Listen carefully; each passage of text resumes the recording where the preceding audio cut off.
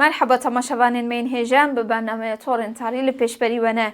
Em ê vê hefteyê jî ji polîtîkayên şerê taybet berdewam bikin. Kerem kin em bi hev re guhdarî bikin.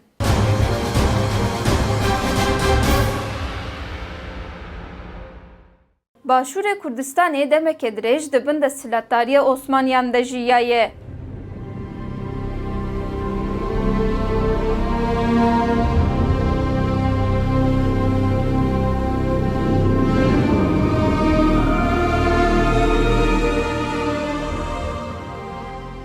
Piştî ku di sala 1923 de peymana Lozanê hat îmzekirin, Kurd ketin bin desthilatdariya dewleta Iraqê ya ku dibin mandaya İngilîzan de bû.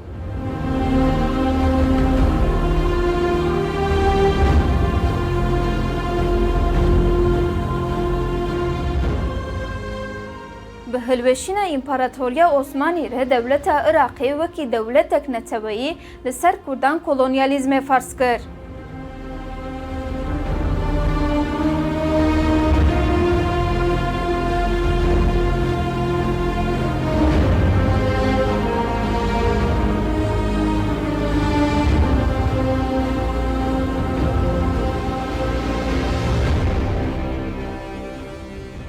Herçi qas Başûr bi dewleta Iraqê ve hatibe girêdan jî Musul û Kerkûk ku ji ber hilberîna petrolê her tim dibin kontrola hêzên kolonyal de bûn, wekî herêmên taybet ên dibin parastina İngilîzan de hatin binavkirin.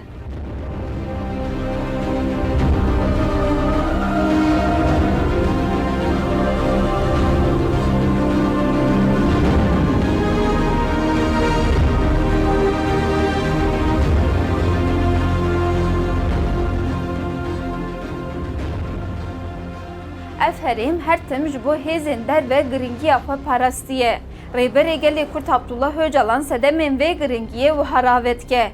Ya yekemîn, Kurdên Iraqê ji bo kontrolkirina Erebên Iraqê hatine bikaranîn. Ya duyemîn, di şerê İran û Iraqê de weke amrazeke herî bingehîn hatine bikaranîn. Ya sêyemîn, ev ji bo ku komara Tirkiyeyê dibin kontrolê de bêgirtin alternatîfeke dine. Ya çaremîn, ew ji bo ku hêzên hegemonîk ên cîhanê di serî de İngiltere û dewletên Yekbûyî yên Amerîkayê kontrola xwe ya li ser rojhilata navîn bidomînin, bûye yek ji amûrên herî kêrhatî. Ya pêncemîn û herî girîng, di asta bargeha giştî berovajîkirin û dibin venêrînê de girtina potansiyela şoreşgerî ya gelê Kurd û tebahiyê Kurdistanê têgirtin. Hemû Kurdistan û gelê Kurd bi girêdana vê parçeya biçûk û rêveberiya wê bi amûrek stratejîk a kontrolê ve girêdayî dibin. Ya şeşemîn, çavkaniyên wê ên berbiçav ên binê erdê û avê û erdnîgariya wê ya xweşik bi hêsanî têne bikaranîn. Ji ber van sedeman sîstema îstismarkar herçi qas rejîm biguherîne jî her tim pratîkên xwe di çarçoveya armancên xwe yên bingehîn de xistiye pratîkê.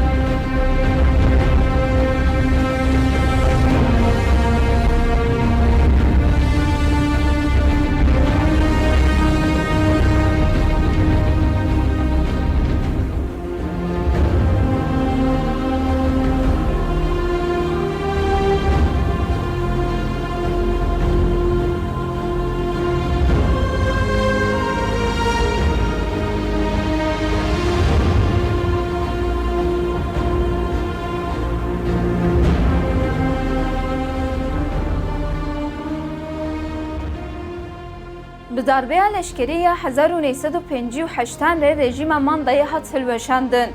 Hêdî îdeolojiya Baasiyê serdest bû. Bi hatina Saddam Hüseyin êrişên li dijî Kurdan bi awayekî berfireh berdewam kir.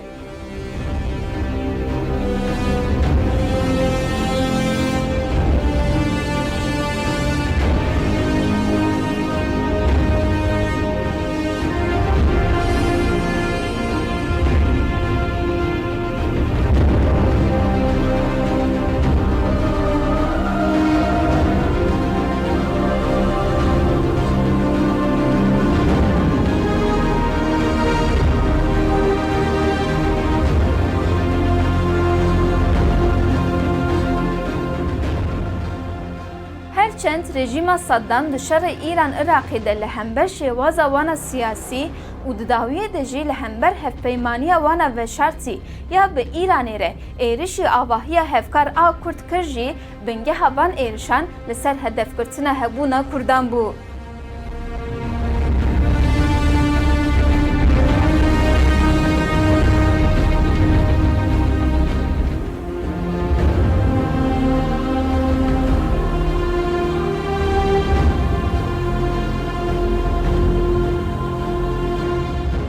Tiştê ku wekî cezakirina hevkaran de hat nîşandan, di rastiyê de armanc dikir ku pêşî li lêgerîna azadiyê ya Kurdan bigire.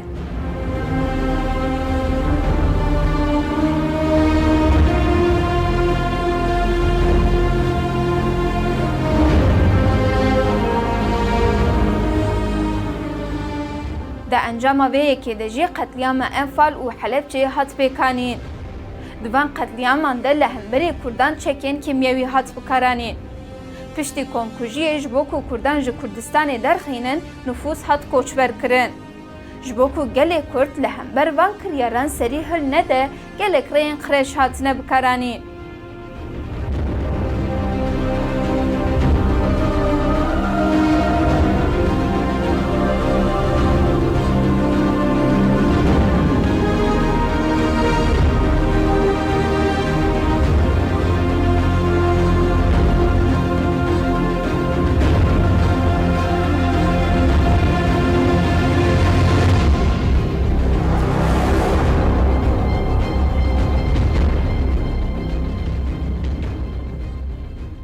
Her wiha weke encamên şera ku bi salan di navbera Îran Iraqê de meşiya bi şertê alîkarî nedayîna Kurdan, Iraq beşekî ji axa xwe dide Îranê û ev mija jî bi xweşkayî tê çareserkirin.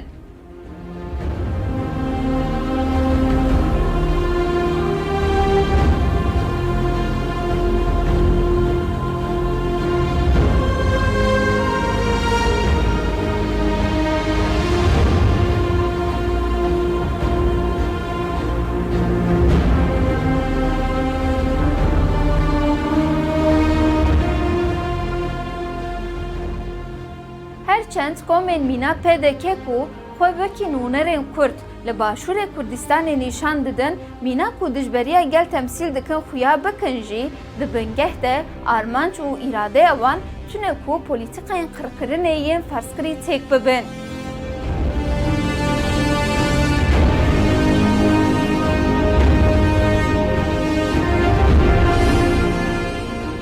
Piştî ku Iraqê herêmeke biçûk a petrolê ya girêdayê xwe ji Kuveytê daxwaz kir ji bo derbaskirina berxwedana ku li dijî vê yekê pêşketiye û berfirehkirina zeviya petrolê li dijî Kuveytê seferek hat destpêkirin.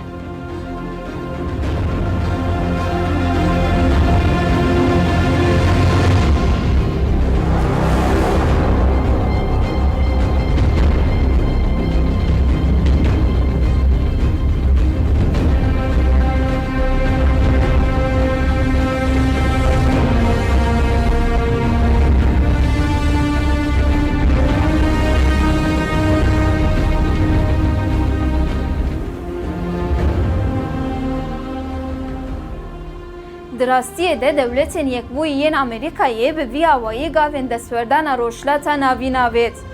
Bi êrişên li ser Iraqê ji bo beşa Kurdî ya Bakurê Iraqê û herêma Şîyî ya li Rojava statûyek taybet da.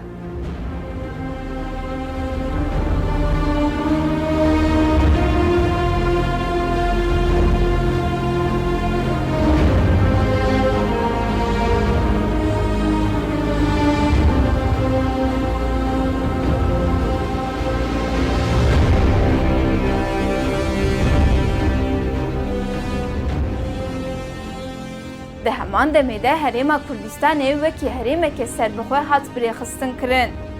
Paşê di sala 2030 de bi destwerdana dewletên Yekbûyî yên Amerîkayê ya Iraqê, Herêma Başûrê Kurdistanê gihîşt yekîneyên îdarî yên herêmî.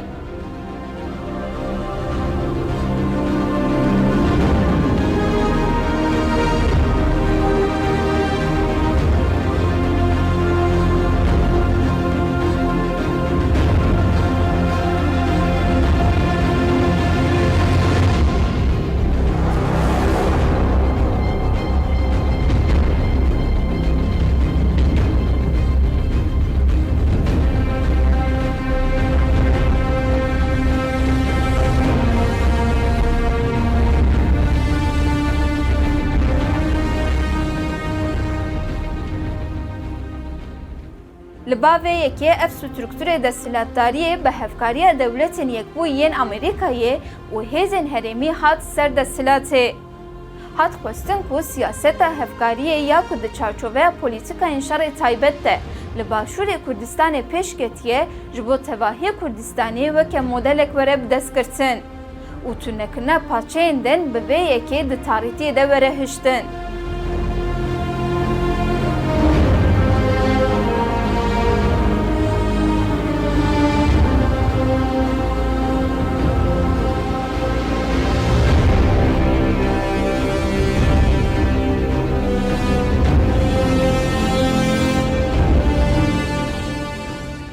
Xwestin bi dewleta biçûk a Ermeniyan tiştên ku Ermenî yên ji axa xwe hatine koçberkirin û hatin qetilkirin jiyîn were kamûflekirin di şexsê Rêveberiya Federê ya Başûrê Kurdistanê jî tê xwestin ku heman rastî li ser Kurdistanê û li ser gelê Kurd jî were ferskirin.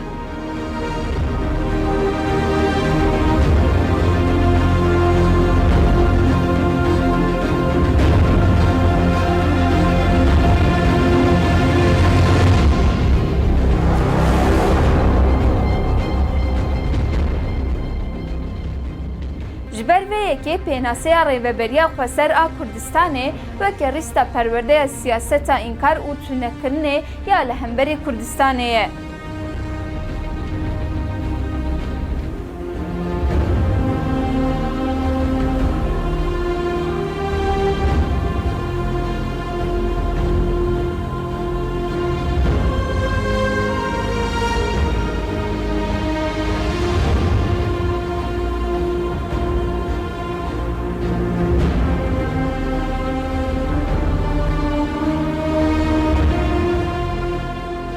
Şerê taybet xwe dispêre veguherîna avahiya pirsgirêkan. Pirsgirêka azadiya Kurdan pirsgirêkekî mezin e. Dema tê xwestin ku cephera vê pirsgirêkê were parastin û şêweya wê ji nû ve were bişêwekirin, rêbaza ku di vê de tê şoxlandin dibe hêzên herêmî.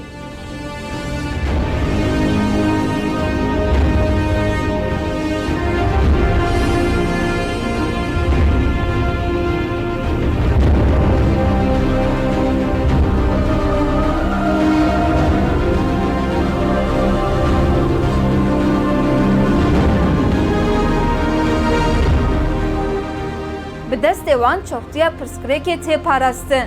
Lê qalîkê wî yê derve weke tiştekê cuda tê îfadekirin.